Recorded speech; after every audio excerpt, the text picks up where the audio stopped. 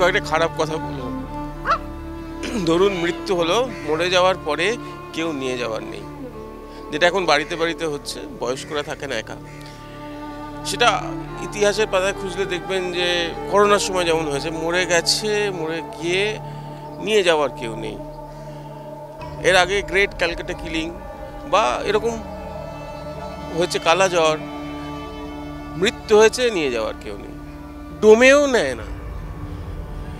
কিন্তু এমন অর্গানাইজেশন, সংগঠন আছে এই কলকাতাতেই, যাদের সদস্যরা আজও কাজ করে চলেছেন এসব না নিয়ে যাওয়া মৃতদেহকে সঠিক সৎকার করে দেওয়া। হিন্দু সৎকার সমিতি। আজকে তাদের কর্মকাণ্ড একটু জানাটা এই মুহূর্তে খুব দরকার।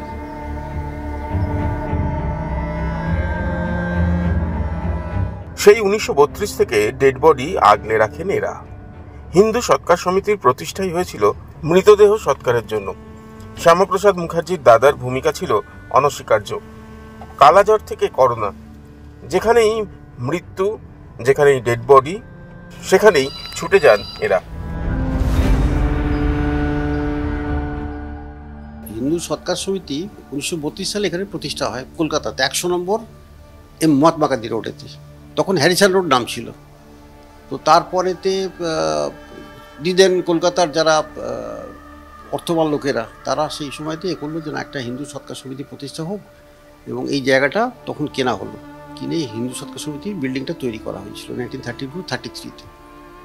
তখন থেকে আমরা হিন্দু বডির ক্রিমেশন, ক্যারিং, ক্রিমেটিং, নানা রকম যা আছে তাদের সাধ্য শান্তি সব রকম কাজ কারবারই হিন্দু সৎকার সমিতি করে দিত। পরবর্তীকালে হিন্দু সৎকার সমিতি ভূতনাথ মন্দিরের দায় দায়িত্ব নিয়ে নেয়। ভূতনাথ মন্দির, নিমতলা থেকে ভূতনাথ মন্দির তার দায় দায়িত্ব নিয়ে নিল। নিয়ে নেওয়ার পরেতে ভূতনাথ মন্দিরের যা কিছু বাবার সেবা হয়, বাবার সেবার পরে যে পয়সাগুলি টাকা দিই, সেটা দিয়ে আমরা কিন্তু এই হিন্দু সৎকার সমিতির এই গাড়িগুলো, হার্সব্যান চালানো, হার্সব্যান রিপেয়ারিং, মেনটেন্যান্স, লোকেদের পয়সা কুড়ি দেওয়া, এইসব করতে করতে করতে করতে দীর্ঘ কিছুদিন চলার পরেতে কলকাতায় হলো দি গ্রেট ক্যালকাটা কিলিং 1946-তে, তো আগস্ট মাসে। তো সেই সময় হিন্দু সৎকার সমিতি অভূতপূর্ব কাজ করেছিল। হিন্দু ডেড বডি প্রায় মোর দেন 1800 মতন dead body, Hindu dead body was lying in the road. তো সেগুলোকে তুলে তাদের ক্রিমেটিং করানো, এইসব কাজ হিন্দু সৎকার সমিতি এই বিল্ডিং থেকেই করেছে। তো we feel proud for this যে হিন্দু সৎকার সমিতি, আমরা এই প্রতিষ্ঠানটাকে আজকে প্রায় নিয়ারলি 100 বছর আমরা এটাকে ধরে রেখে দিয়েছি, চালাচ্ছি আমরা। যে আমাদের একটা আমি লক্ষ্য করেছি যে হিন্দুরা যাদের প্রত্যেকেই আমরা জানি যে আমাদের মৃত্যু হবে, কিন্তু যখন আমরা বেঁচে থাকি তখন কিন্তু এই মৃত্যুর কথাটা আমরা কেউ ভাবতে পারি না। আমরা লক্ষ্য করেছি এখানে কর্মচারীকে নিয়োগ করা হয়েছে, সে কাজ করতে করতে ছেড়ে দিয়ে চলে গেছে, কেননা এই ছোঁয়া লাগবে, এ লাগবে, এই যে কুসংস্কার, এইগুলোর ফলে কি হচ্ছে, মানুষ আর এগিয়ে আসছে না। আমাদের গাড়ি ছোঁয়া লাগলে লোক বলে, আরে গাড়ি রাস্তায় রেখেছি, আমাদের মেম্বার সে কমপ্লেন করছে, এই গাড়িটা ছেড়ে দিয়ে চলে গেল এখানে সকালবেলা উঠেই, কেন মৃত্যু হবেই সেটাকে। এবং দেখুন আবার এটাও ঠিক, মৃত্যু তো মানুষের হয়, আপনি জানেন যে সরকার আছে, সরকার সেই সব ডোম দিয়ে এইসব বডি নিয়ে গিয়ে বিভিন্ন জায়গায় ক্রিমেট করে, কিন্তু আমরা সে বড় লোকই হোক, গরিব লোকই হোক, নিম্নবিত্তই হোক, সবাই চায় কিন্তু যে সে মারা যাওয়ার পর তার ক্রিমেশন সেটা যেন একটা উইথ ডিগনিটি হয়। হ্যাঁ, এইটা আমরা প্রত্যেকে মনে মনে এই কামনাটা করি, কিন্তু এমনি সময় আমরা কেউ চাই না যে হিন্দু সৎকারের সঙ্গে সংযুক্ত হতে, এগিয়ে এসে এটাকে সাহায্য করা। কারণ আমরা যেভাবে এই কাজটা করে যাচ্ছি, আমরা তো ডোমের কাজ করছি, তাই না?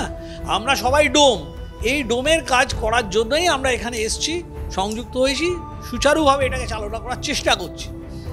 এইটা যে সময় তৈরি হয়েছিল তখন মৃতদেহ রাস্তায় পড়ে থাকতো। নিজেদের বলেন আমরা ডোম। এই ডোমরা অবশ্য লাভের জন্য নয়, মানুষের উপকারের জন্যই কাজ করেন। এখন আরও বেড়েছে কাজের পরিসর। পুরীর মতো নানা জায়গায় তীর্থযাত্রীদের রক্ষণাবেক্ষণের ব্যবস্থাও করছেন। কিন্তু সমাজের কাজ করতে এই রকম সংগঠনকে বাঁচিয়ে রাখতে আর্থিক সাপোর্ট দরকার। সেটা দেবে কে? কারণ বড় বড় মানুষ এখানে প্রচুর ছিলেন। যেমন ধরুন, এটা যখন শুরু হয় তখন মূলত সেই সময় হিন্দু মহাসভা খুব প্রসিদ্ধ প্রতিষ্ঠান হিন্দুদের, তারাই কিন্তু এটা শুরু করে, জানেন তো। তাদের থেকে সনদ, আপনি আসার মুখে দেখবেন এখানে দুটো স্ট্যাচু আছে, ইন্দুভূষণ বিদ এবং সনদ কুমার রায়। সনদবাবু কলকাতার মেয়র ছিলেন, তিনি তার ভাই তারা মিলে এই জিনিসটা শুরু করে এবং প্রথম হিন্দু মহাসভার কার্যালয় থেকেই এই কাজটা শুরু হয়। পরবর্তীকালে আস্তে আস্তে ঠিক হয় যে এখানে হিন্দু মহাসভা তো রাজনৈতিক দল, তার অন্য কাজকর্ম আছে, সেই জন্য তারা এটা একটা পাবলিক বডির মধ্যে ছেড়ে দেয়। এবং সেখানে কে ছিলেন না, প্রভুদয়াল হিম্মত সিংকা, আমি নামগুলো বলছি দেখুন, সনদ কুমার রায়চৌধুরী, দেবেন মুখার্জি, ইন্দুভূষণ বিদ, এই তো মানে দিকপাল লোক সব, এরা রাজ্যসভার ছিলেন। আচ্ছা, জাস্টিস হরিশঙ্কর পাল, স্যার হরিশঙ্কর পাল, জাস্টিস সিসি বিশ্বাস, এরকম প্রচুর মানুষ, অগণিত মানুষ আমাদের সঙ্গে যুক্ত ছিলেন। মানুষজন কলকাতায় থাকছে, কিন্তু তার বাবা মা আত্মীয় স্বজন কলকাতায় থাকছে, সে চলে যাচ্ছে অন্যত্র কাজ করতে, কাজ নেই এখানে। এবার ভাবুন, সেই লোকটি যখন মারা যাচ্ছে আমেরিকা থেকে, সে ছুটিই পাচ্ছে না এখানে আসার, তাহলে তার দেহ সংরক্ষণ করা, তার দরকার হলে ক্রিমেট করা, এবং সেটা করার পর তারপরে তার শ্রাদ্ধ শান্তি করা, এই সমস্তটাই সব এখন হয়ে যাচ্ছে ডিজিটালাইজ। এখান থেকে ফোনে এসে দেখে নিচ্ছে, ব্যাস 3 দিন হয়তো না নিরামিষ খাচ্ছে, এই করে কাটাচ্ছে। তো এই কাজটা তো কাউকে করতে হবে, সে কাজটা আমরা করি। এই গত পরশু দিন ওনার কাছে ফোন এসেছিল, এক ভদ্রলোক বলছেন আমি একা, কেউ নেই আমার, তো আমি তো একদিন মারা যাবই।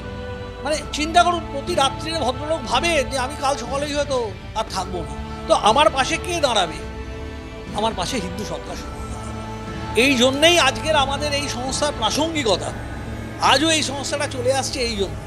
আপনার কর্পোরেশনের মাধ্যম দিয়ে প্রায় 1800 মৃতদেহ আমরা বিভিন্ন শ্মশান, নিমতলাতে, তারপরে কেওড়াতলা হয়নি, আমাদের এই যেখানে বাইপাসের ধারে ধাপায়, সেখানে প্রচুর আমরা এরকম ডেড বডি বিভিন্ন মানে এর থেকে, মেডিকেল কলেজ হসপিটাল থেকে, তারপরে আপনার নার্সিংহোম থেকে, বাড়ি থেকে, যেখান থেকে আমাদেরকে খবর দেওয়া হতো, সেখানে আমাদের প্রায় 4-5টা গাড়ি রাস্তায় থাকতো বিভিন্ন জায়গায়। সেখান থেকে আমার কাছে ফোন আসতো, আমি বাড়িতে থেকেও করেছি, বাইরে মাঝে মাঝে বেরোতেও হয়েছিল, গেছিলাম কর্পোরেশনে, গেছিলাম না, বিভিন্ন শ্মশানে গেছিলাম। 2বার আমার নিজেরও কোভিড হয়েছিল। হ্যাঁ, তো একটা সময় তো মানে প্রথমবার না, দ্বিতীয়বারে প্রায় খুব খারাপ অবস্থার মধ্যে, যে আমার পুরো বাড়িতে, আমার মেয়ে, আমার বউ, দুজন সবারই একসঙ্গে হয়েছিল। তো যাই হোক, সেখান থেকে বাবা ভূতনাথের কৃপায় আমরা বেরিয়ে এসেছিলাম। তো ওখানে বসে আমার মানে ওই কম্পিউটার এবং ল্যাপটপ থেকে আর ফোন যেখান থেকে আসছে সেখান থেকে পাঠানো, এইভাবে করতে করতে প্রায় শেষে যখন আমরা রেজিস্টার দেখলাম, প্রায় 1800 বডি আমরা পাঠিয়েছিলাম বিভিন্ন জায়গায়। সৎকার মানে সৎ কাজ, আর সেই সৎ কাজের লক্ষ্য নিয়েই 100 বছর হতে চলল। মানুষরা এখনও এগিয়ে চলেছেন। হিন্দু সৎকার সমিতির যারা কর্মকর্তা সদস্য রয়েছেন, তারা একই রকমভাবে কাজ করছেন। শুরুটা হয়েছিল যেরকমভাবে, তারপরে করোনার সময় নিজেদের জীবনের ঝুঁকি নিয়ে তারা কাজ করেছেন। এখন আস্তে আস্তে আরও পরিসর বাড়াতে চাইছেন, কিন্তু তার জন্য দরকার ওই যে অর্থ।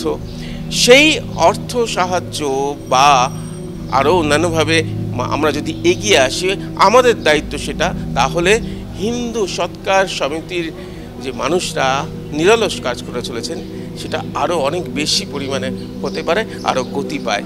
সুতরাং দায় সবার, আমাদেরও।